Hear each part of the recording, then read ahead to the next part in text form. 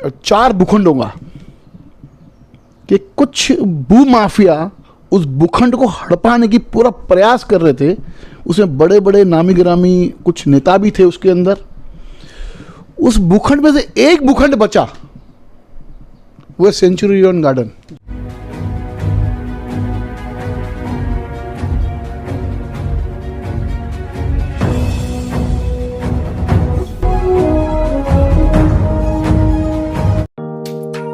Neeraj Vinod Burani's Spacecraft Interiors. Your space, our craft. Experienced and professional team. No hidden charges. Luxurious designs. Follow us on Instagram. Spacecraft Interiors. Your space, our craft. दीजिए अपने सपनों को नई उड़ान। Crystal finance में अजीत माखी जानी के साथ लोन सॉल्यूशंस जो कि आप ढूंढ रहे हैं। Business loan, mortgage loan, overdraft and cash credit facility, project loans, housing loans, instant approval, minimum interest rate और हैसल फ्री प्रोसेस के साथ आज ही इंक्वायरी के लिए हमें कॉल कीजिए 9011280000। क्रिस्टल फाइनेंस में अजीत माखी जानी। आइए लेते हैं एक मुलाकात चंदन त्रिलोकानी जी के साथ में। मेरे अच्छे मित्र भी हैं और मीडिया में भी काम कर चुके हैं, कर भी रहे हैं और गोलमेदान परिसर में रहते हैं। चंदन जी, ये जो उल्लासनगर शहर के अंदर मानो जो हमारी जो युवा पीढ़ी है, सभी आप शहरों में जब जाओगे आप तो वहाँ पर आपको खेल के मैदान आपको काफ़ी नज़र आएंगे।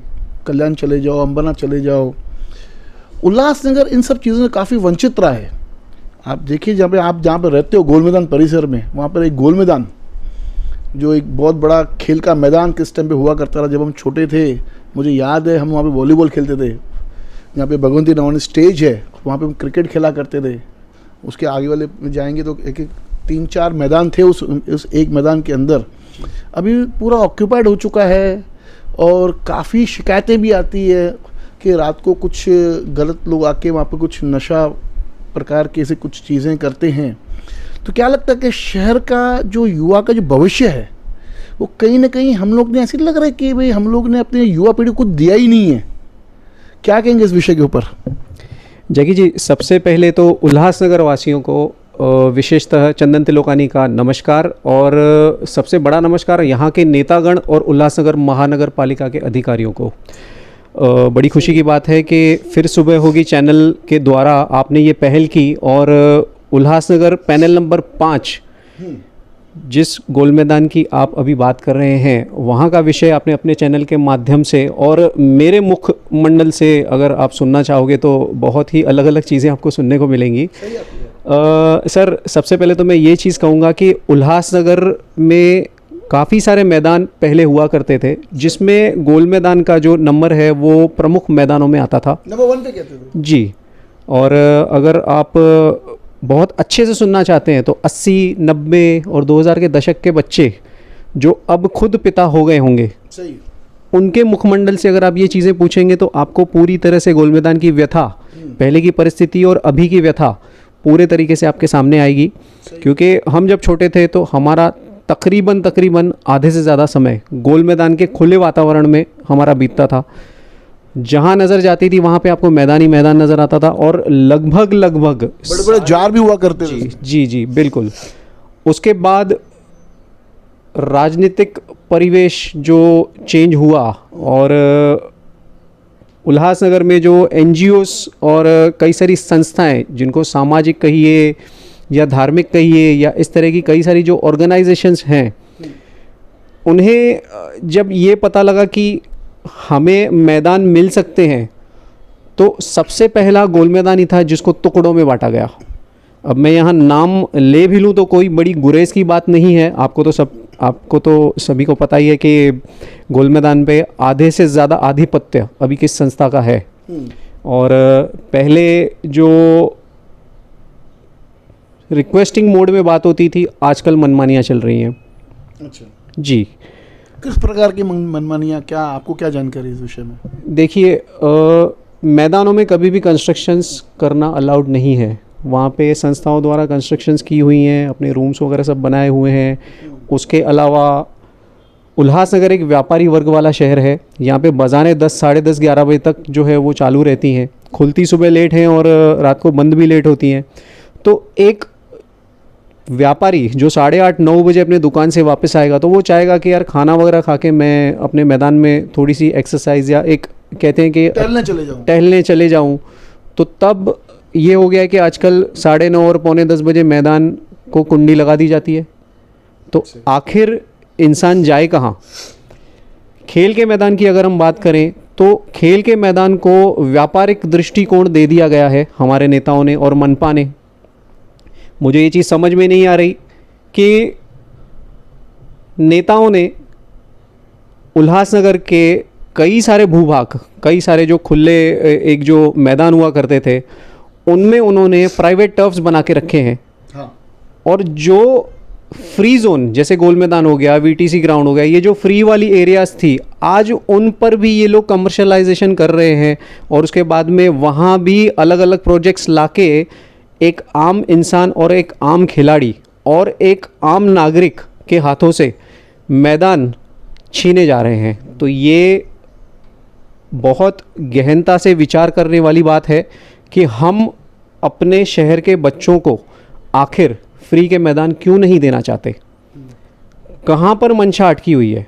अगर मंशा नहीं अटकी है तो क्यों ये एक माहौल क्रिएट किया जा चुका है कि आपके बच्चे को अगर खेलना है तो 600 रुपये 1 घंटे प्रति के हिसाब से आपको पैसे चुकाने पड़ेंगे, तब जाके आपका बच्चा जो है वो खेल पाएगा।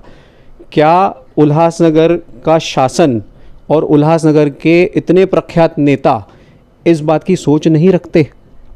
सही आपकी बात। सर, उल्लासनगर में कई सारी धार्मिक संस्थाएं ऐसी हैं जो अपना रसूख चला के बड़े बड़े मैदानों को भाड़े पट्टी पर लेकर वहाँ पे अपने प्रोग्राम करते हैं। देखिए चंदन जी, अगर मैं आपकी बातें सुनते सुनते कुछ मुझे पिछले दौर की बात याद आ गई। एक बात मैं आपको रिमाइंड करना चाहता हूँ कि कुछ वर्ष पहले भारतीय जनता पार्टी के एक नेता हुआ करते थे, नाम ले सकता हूँ मैं, नरेंद्र राजानी जी। उस टाइम में ज़िला के अध्यक्ष थे भारतीय जनता पार्टी के। मैंने तो अपनी आंखों देखा था, काफ़ी डैशिंग तरीके से काम करते रहे शहर के विकास के लिए। उन्होंने एक मुद्दा उठाया था 4 भूखंडों का, कि कुछ भू माफिया उस भूखंड को हड़पाने की पूरा प्रयास कर रहे थे। उसमें बड़े बड़े नामी गिरामी कुछ नेता भी थे उसके अंदर। उस भूखंड में से एक भूखंड बचा, वो सेंचुरियन गार्डन जी। तो अगर ये सब भूखंड जो हमारे जो धरोहर है, हमारे जो ये ग्राउंड्स है, जो बच्चों की धरोहर है, उनको ही हड़पा जाएगा या उनको अलग तरीके से ऑक्यूपाइड करके और वहाँ से व्यवसाय का एक माध्यम शुरू हो जाएगा, तो ये कहीं ना कहीं बहुत आगे चल के भविष्य में उल्लासनगर का भविष्य एकदम खतरे में नज़र आ रहा है। जी सर, अच्छा हुआ कि आपने सेंचुरी मैदान का भी नाम ले लिया, क्योंकि उल्लासनगर का शहर जो है वो बड़ा अपॉर्चुनिस्ट टाइप का शहर है। यहाँ के लोगों की जो मानसिकता है वो ज़रूरत के मुताबिक काम करती है। सेंचुरी ग्राउंड का अगर आपने नाम लिया है तो अभी माननीय मुख्यमंत्री जी वहाँ पे पधारे थे। मुख्यमंत्री जी के आने से 4 दिन पहले के सेंचुरी ग्राउंड की तस्वीरें आप देख लें, और जब मुख्यमंत्री जी अपने पूरे मंडल के साथ में और उल्लासनगर शहरवासियों के साथ में जब वहाँ पे बैठे थे, तब वहाँ की आभा देखते ही बनती थी। तो सर, इसी बात से आप अंदाज़ा लगाइए कि जब ज़रूरत पड़ेगी हम तब काम करेंगे। जब हमारा काम होने को रहेगा या हमें जो सामने अपना एक एटीट्यूड दिखाना है तो हम तब ही काम करेंगे। ये मानसिकता जब तक शहर के नेताओं से और उल्लासनगर महानगर पालिका के बहुत सारे बड़े बड़े अधिकारियों के दिमाग से नहीं निकलेगी, तब तक शायद शहर का भला नहीं हो सकता। आगे इस चीज़ में जोड़ते हुए मैं ये बात आपको कहना चाहूँगा कि जब गणेश शिंपी जी प्रभाग 1 के अधिकारी हुआ करते थे, तब भी वहाँ पे जो कॉन्फिस्केटेड व्हीकल्स थी या भंगार वाली जो गाड़ियाँ थी, वो पूरे गोल मैदान जी, ये पूरे गोल मैदान में जमा खाते में रखी गई थी। तब वहाँ पे हमने हस्ताक्षर अभियान भी चलाया। कई सारे मेरे सोशल एक्टिविस्ट मित्र भी मेरे साथ थे। तकरीबन हमने एक दिन में 1300-1400 हम लोगों ने एंट्रीज ले ली थी सिग्नेचर की। And we were about to register a long complaint with that, पर उससे पहले ही हमें बुला लिया गया और शिम्पी ने लगभग 15 से 20 दिन के अंदर गोल मैदान को क्लियर करवा दिया। तो अब वापस से वही परिस्थिति उत्पन्न हो गई है और अब वाली परिस्थिति जो है वो ज़्यादा भयावह है। कुछ ही दिनों पहले एमएलए साहब ने एक हैप्पी स्ट्रीट्स जो 3 घंटे का मात्र प्रोग्राम था और 3 घंटे की खुशियां बांटने के बाद में एक बहुत बड़ा ऐलान कर दिया कि मैं 4.25 करोड़ का फंड लगाकर गोल मैदान का जो है वो पूरी तरह से सौंदर्यीकरण करूंगा, जिसमें उन्होंने 3 महीने में कहा था कि हम यहाँ पे स्टेडियम बनाएंगे। स्टेडियम बनाएंगे जी, उनके कुछ कोई प्रवक्ता थे वहाँ के, उन्होंने ये स्टेटमेंट दिया था। तो सर स्टेडियम तो बहुत बहुत ज़्यादा बड़े विजन की बात है। ये अच्छे खिलाड़ियों के लिए सिर्फ खाना पूर्ति वाला मैदान ही क्रिएट कर देना तो भी शायद यहाँ के खिलाड़ी उनके पैर धोकर पिएंगे। अब इस बात में मैं आपको ये एक चीज़ जोड़ना चाहूँगा कि जिस धार्मिक अनुष्ठान की मैंने बात कही थी, 40-45 दिन का प्रोग्राम चला था, जब उन्होंने भाड़े पट्टी पे ये मैदान लिया था, अव्वल तो 40 दिन की डायरेक्ट परमिशंस मिलती नहीं है, इन्हें कहाँ से मिल गई ये जांच का विषय है। चलिए उस पे जांच भी आप बिठा देंगे तो आपको सारी जो बातें वो सामने आ जाएंगी। उसके पहले मैदान बहुत अच्छा लाल मट्टी से उसको कवर किया गया था, खिलाड़ियों के लिए पूरी तरह से वो सुसज्जित था और खेल भी होते थे वहाँ पे। पर जब ये मैदान हो गया तब शायद आपको याद है कि उस समय बारिश भी पड़ रही थी, तो उसको बैठक लायक बनाने के लिए वहाँ पे काफ़ी सारा कंक्रीट डेब्रीज ये डाला गया था। और जब वो अनुष्ठान हो गया उसके 5 या 7 या 15 दिन तक वैसी ही परिस्थिति बनी रही। अब आप जाके वहाँ पे देखेंगे तो मोस्ट ऑफ द प्लेग्राउंड जो है वो कॉन्क्रीटाइज्ड ही आपको दिखाई देगा। तो ये बहुत गंभीर चीज़ है। आज बच्चे वहाँ पे खेलते हैं, एक तरफ आप देखेंगे तो पूरी तरह से पार्किंग लगाई गई है गोल मैदान के अंदर, दूसरी तरफ कुछ लोहे की चीज़ें वहाँ पे पड़ी हुई हैं जो वहाँ पे नहीं होनी चाहिए। आप वहाँ के अगर पेड़ जांचेंगे तो पेड़ में कंक्रीट का पूरा जो डेब्रीज है वो भर के रखा गया है और एक तरफ सारे शहर में से जो भंगार गाड़ियाँ उठाई गई हैं वो वहाँ पे एक तरह से डंपिंग की गई हुई है। तो मैंने लगभग पिछले 10 या 12 दिन पहले जो वहाँ के प्रभाग अधिकारी अभी मौजूदा तौर पे हैं अजीत गोवारी, जिनके ऊपर अभी भ्रष्टाचार के आरोप लगे और वो शायद अब जेल में हैं, उनसे जब मेरी मुलाकात हुई तो मैंने उनको एक कंप्लेंट देनी चाहिए इसी विषय में। तो उन्होंने मुझे ये चीज़ कहकर टाल दिया कि आप हेड ऑफिस में जाके पहले कंप्लेंट कीजिए और ये भंगार और ये डंपिंग उठाने के पास फ़िलहाल हमारे पास कोई पर्याय नहीं है और कोई और जगह नहीं है, जब तक वो अलॉट नहीं होती है तब तक हमारे हाथ ऊपर हैं। तो अगर एक जिम्मेदार अफसर एक आम इंसान को, एक आम नागरिक को, एक सोशल एक्टिविस्ट को ये जवाब देता है तो आप ये सोचिए कि हमारा शहर खेल के मैदानों के मामले में कहाँ जा रहा है। खेल के मैदान तो बचे ही नहीं उल्लासनगर के शहर के अंदर, और ये तो चिंता वाली बात है सर। बड़ी विडंबना है कि जब मैं ऐसी कोई खबरें देखता हूँ, जब कोई उल्लासनगर में पैदा हुआ बच्चा सारी विपरीत परिस्थितियों को पार करने के बाद जब कहीं वो मेडल जीत के आता है, जैसे बीच में शारीरिक सौष्ठव के मामले में किसी एक बच्चे ने मेडल्स जीते थे, कुछ और फेंसिंग वगैरह में बच्चों ने कुछ जीता था, तब सारे नेता लगभग जितने भी बड़ी बड़ी पार्टियों के नेता हैं उनके घरों की खोजना कर करके जाके उनको फेलिसिटेट करते थे कि बच्चे तुमने बड़ा अच्छा काम कर दिया। तो अब ये चीज़ क्या है, उगते सूरज को आप सलाम कर रहे हो। अब ये तो सोचो कि उल्लासनगर में खेल के मामले में बहुत ज़्यादा टैलेंट भरा पड़ा है और हम उन्हें बेसिक सुविधाएं देने में भी नकार रहे हैं। तो यहाँ राजनीतिक मंशा का बहुत बड़ा अभाव है। इस मामले में जनता को जागरूक होने की और जिनके मन में खेल की भावना के प्रति आदर है उन्हें बहुत गहरे ढंग से सोचने की अब ज़रूरत है। बहुत अच्छा लगा आपसे बात करते हुए। शहर वासियों ये हमें समझना होगा कि हमारे पास में ग्राउंड्स नहीं है जो बच्चों की धरोहर है। देखते भी आने वाले चुनाव के अंदर क्या मैनिफेस्टो लेके नेता लोग आपके दरवाजे पर आते हैं और क्या मांग करते हैं और आप लोग की क्या, आप उनसे क्या आप अपनी मांग रखते हो।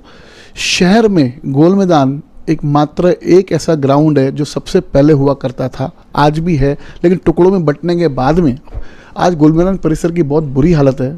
तो कृपया सभी नेताओं को हमारे न्यूज़ चैनल की तरफ से भी एक निवेदन है कि कृपया गोल मैदान पे ध्यान दीजिए, क्योंकि वो बच्चों की धरोहर है, उस पर ध्यान देके और कुछ उसका सुशोभीकरण करवाएं और एक सूचना आपको देनी थी। सूचना ऐसी थी कि 31 मार्च तक जो टैक्स डिपार्टमेंट ने अपने सीएफसी सेंटर्स और महानगर पालिका का कार्यालय खोल के रखा है लोगों की सुविधा के लिए कि जिन जिन लोगों को टैक्स भरना है आके टैक्स भर सकते हैं। 31 मार्च तक कोई इनको छुट्टी नहीं है, ऑल डे वर्किंग है। और एक और सूचना साथ ही साथ में ऐसी बतानी है आपको कि अगर कुछ लोग, जिन लोगों ने भी उनसे रह जाएगा बिल भरना 31 तारीख तक, तो दूसरे महीने अप्रैल से उन लोगों ने ऐसा सोचा है कि 2% का पेनल्टी वो लोग लगा सकते हैं आपके ऊपर। तो पेनल्टी से बचिए और 31 मार्च से पहले अपने टैक्स का भुगतान कीजिए। धन्यवाद। देखते रहिए फिर से ब्लॉगिंग न्यूज़ चैनल।